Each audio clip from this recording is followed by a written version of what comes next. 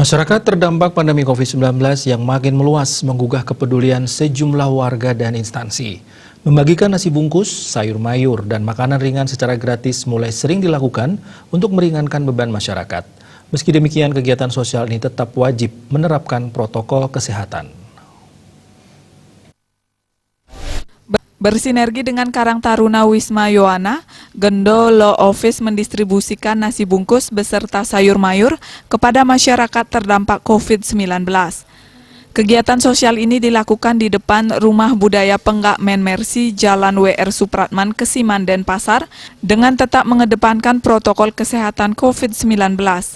Tak hanya memberikan kepada warga yang melintas di lokasi kegiatan, mereka juga mendatangi langsung rumah warga yang tak bisa memenuhi kebutuhan pangan mereka. CEO Gendo Law Office Wayan Suwardana atau yang akrab disapa Wayan Gendo mengatakan, bantuan ini merupakan sumbangan dari semua pihak, terutama klien-klien dan rekan-rekan di Gendo Law Office.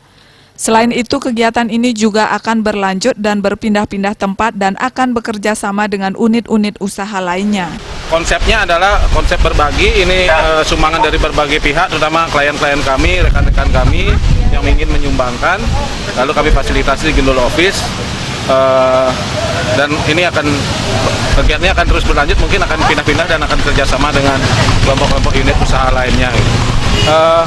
Selain distribusi di sini, malam nanti kami akan mendistribusi juga ke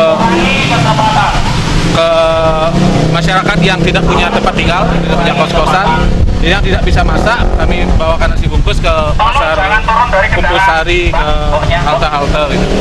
Terus juga kami kirimkan nanti sumbangan untuk masyarakat yang sedang menjalani isolasi mandiri, dan juga ada sekitar 50 orang di daerah Kepaon nanti yang juga akan kami kirimkan mereka pekerja yang tidak mendapatkan gaji.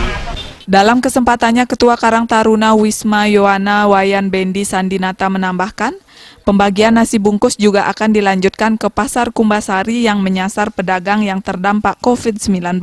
Pendistribusian bantuan juga akan diberikan kepada warga yang sedang menjalani isolasi mandiri di Kepaon Denpasar.